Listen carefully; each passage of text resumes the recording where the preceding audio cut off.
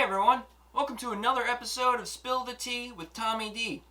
This week we've done this company one other time before. This is called Clippership Tea Company. They are based out of Huntington, New York. They have a beautiful storefront if you're in the area, but they also sell their teas online.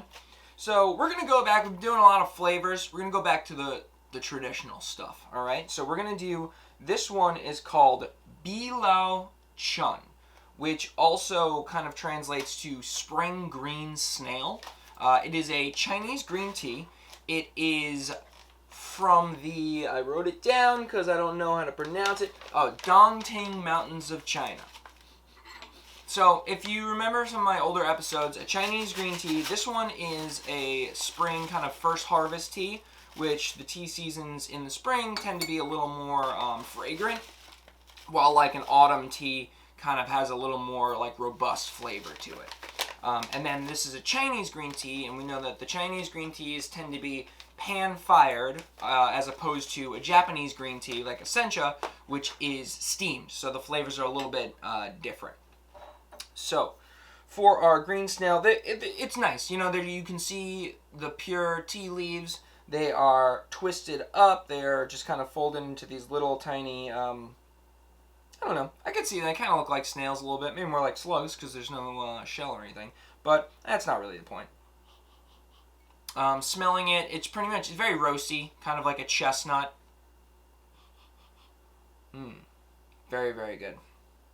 So, for a tea like this, we are going to use, I did 2 teaspoons in my, I'm going to do 2 teaspoons in my strainer, but because this is a green tea, we do have to be mindful.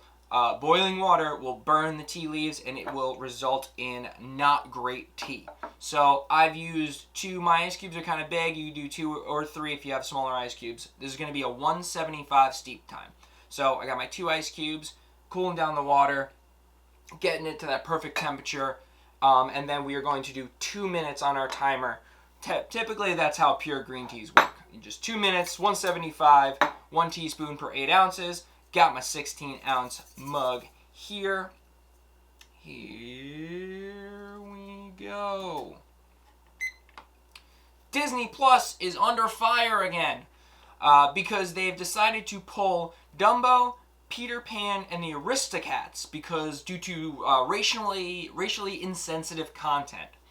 But as most things go, people get all up in arms and pissed about it, but also don't read. Because if you go past the clickbaity nonsense that everyone just seems to share without reading the article, you'll see that they're only pulling the movies from children under 7's profiles. Alright? Chill. You can go to your profile still and watch all the racist stuff Disney used to make. Don't worry. But also, like, I think the good thing about Disney is they're not going to let cancel culture get them.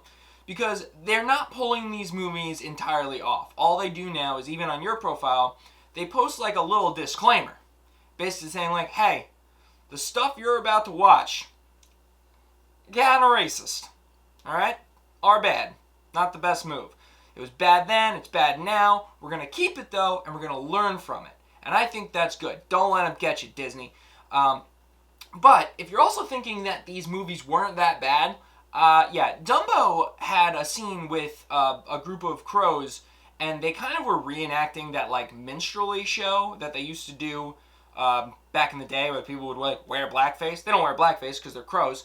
But the lead one, is named Jim Crow, as in like those racist laws that people came up with. Yeah, that's a pretty rough one there. And then there was Peter Pan. I think we can all figure out what was wrong with Peter Pan. And then finally, the Aristocats. You got, they're kind of like having a little jam session, and the worst part is, right at the end, your boy Shun Gong or something, the Chinese cat, he starts tickling the ivories with some chopsticks and doing that racist accent. I'll say this though, the worst part about that song, What Makes the Red Man Red, in Peter Pan, is right before that song starts, the little white boy goes, oh good, this'll be most enlightening. Alright, we got our beautiful cup of Bi Luo Chun by Clippership Tea Company. The color is kind of like a muted green, maybe like a little bit of a brownish green, but not too much. It's pretty light. That's pretty expected for a green tea. Let's take a look at these leaves. So the leaves beautifully open up. They unfurl very, very nicely, and you can see how they do it. You can see the stems and how it was all wrapped up. It's pretty cool. Like they like wrap the stem into the leaf when they twist it. So when it opens up, you can see how the leaf kind of almost blossoms, and then you see like the stems and everything like that. When you smell it after, I can smell that little bit of roastiness too, but it also has more of that greeny, kind of a little bit of vegetal scent to it. Alright, let's take a nice sip.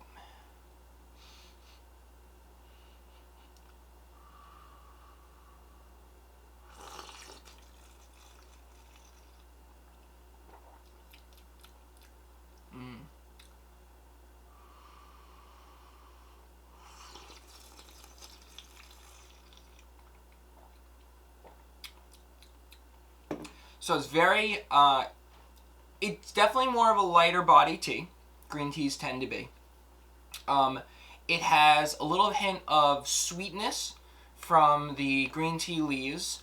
It has that little notes of chestnut from the pan firing. And then it also has a little bit, the sweetness kind of has almost like a fruity notes to it. It kind of reminds me of like an apricot is kind of the flavor that I'm getting.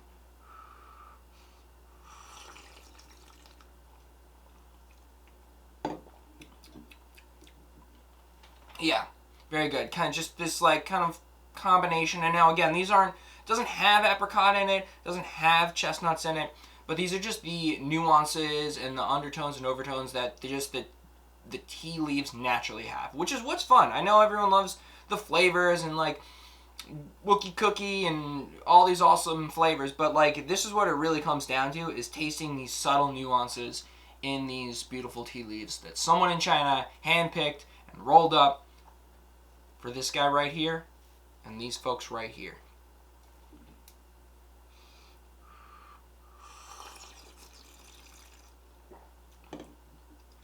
Yeah, it's delicious. Delicious. Pick up some Bi Luo Chun from Clippership Tea Company. They also have a really wide range of pure teas and flavored teas.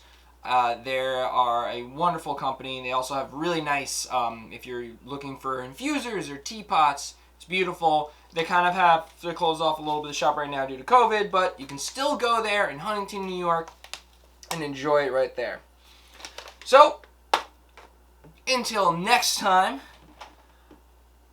it's okay if Disney doesn't want young kids to see racist stuff. It's cool that we can still watch it and understand that it was bad, and we're not going to do that anymore. But I guess it's part of history, so we do understand that. We're better people now, and we drink tea. Please like, share, and subscribe, and we will see you on the next episode.